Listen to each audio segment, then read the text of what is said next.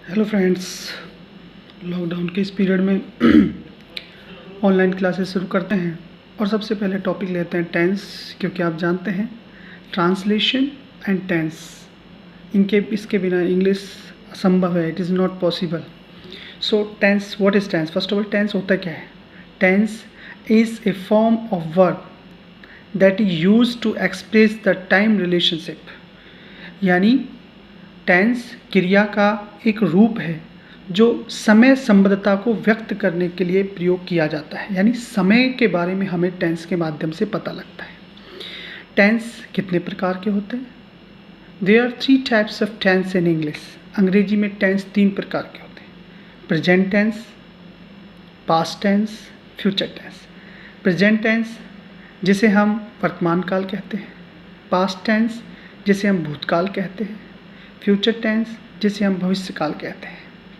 ये तीनों ही टेंस पुनः 4 उप विभागों में, सब डिविजन्स में बटे हुए होते हैं।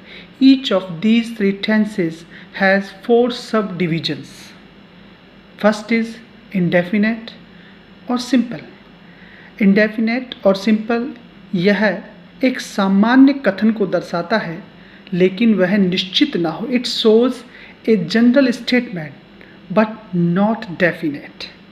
दूसरा कॉन्टिन्यूस, जिसे हम प्रोग्रेसिव भी कह देते हैं। It shows the action in progress, कार्य प्रगति में है, कार्य चल रहा है। तीसरा है परफेक्ट, यह कार्य की पूर्णता का बोध कराता है। और चौथा है परफेक्ट कॉन्टिन्यूस, यह एक उस कार्य के बारे में बताता है जो कार्य पहले शुरू हुआ हो परंतु अभी भी जारी हो। तो आज हमने पढ़ा कि टेंस के 3 प्रकार होते हैं और ये तीनों ही प्रकार के tense, present tense, past tense और फ्यूचर टेंस, पुनः 4 वर्गों में विभक्त होते हैं। पहला है इंडेफिनेट, दूसरा है कॉन्टिन्यूस, तीसरा है परफेक्ट और चौथा है परफेक्ट कॉन्टिन्यूस।